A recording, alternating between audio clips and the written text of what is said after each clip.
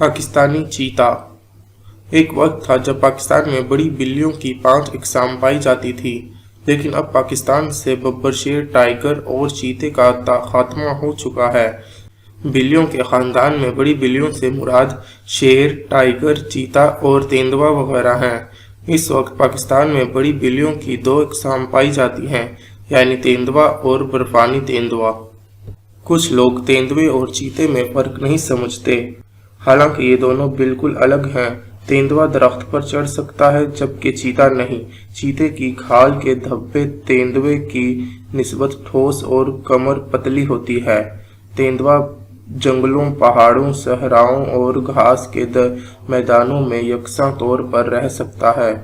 इसका जिस्म कतरे भरा हुआ होता है, जिस पर काले धब्बे होते हैं। ये आमतौर पर रात को बाहर निकलते हैं, जबकि दिन के औकात ये दरख्तों वगैरह पर आराम करते हैं।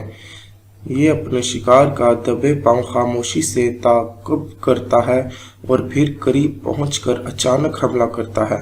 इसकी रफ्तार 60 किलोमीटर फी घंटा तक हो सकती है, जबकि चीता 110 किलोमीटर फी घंटा की रफ्तार से भाग सकता है।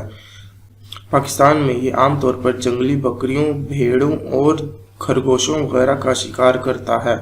पाकिस्तान में अयूबिया नेशनल पार्क एबटाबाद में आबाद किया गया।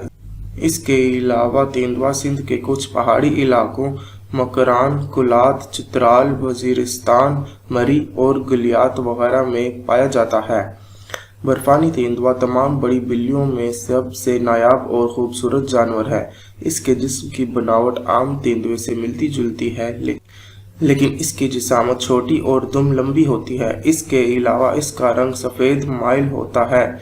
ये तेंदुआ संगलाख और दुश्वार गुजार बर्फ से ढके पहाड़ों पर मारखोर और दूसरे जानवरों का शिकार करता है। बर्फानी तेंदुए को आप पाकिस्तान का फख्र भी कह सकते हैं।